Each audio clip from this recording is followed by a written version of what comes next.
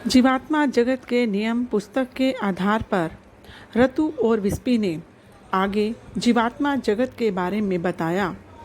वे बताते हैं कि इस पृथ्वी पर जो हमें अस्थाई घर, अस्थाई जीवन मिला है, उसके मुकाबले में हम अपने असली घर यानी कि जीवात्मा जगत में काफ़ी लंबा जीवन जीते हैं। कोई पाप करने से पहले कृपया आप अपने भविष्य के बारे में सोचें, क्योंकि हर किसी को एक ना एक दिन इस पृथ्वी से विदा लेनी ही होती है।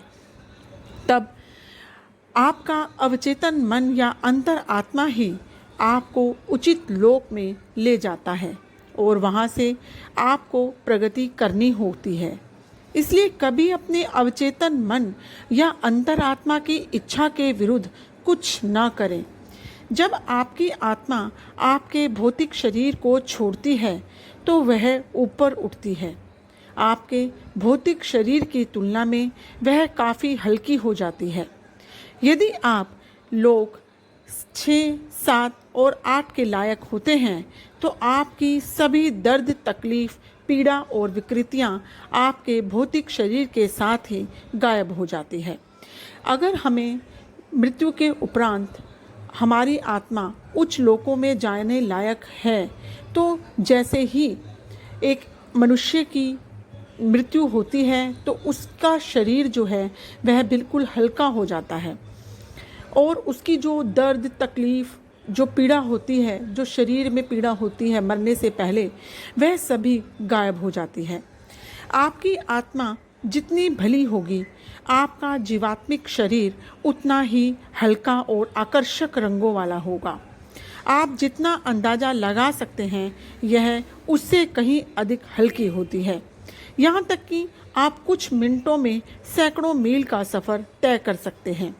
बुरी आत्माओं के जो शरीर होते हैं वे भारी और विकृतियों से भरे होते हैं।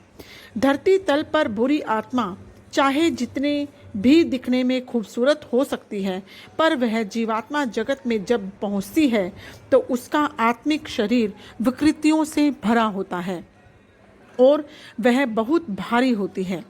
वहीं इसके विपरीत पृथ्वी पर किसी भली आत्मा का शरीर विकृतियों से भरा हो सकता है, पर जब वह जीवात्मा जगत में आता है तो उसका जीवात्मिक शरीर पूर्ण और सुंदर हो जाता है।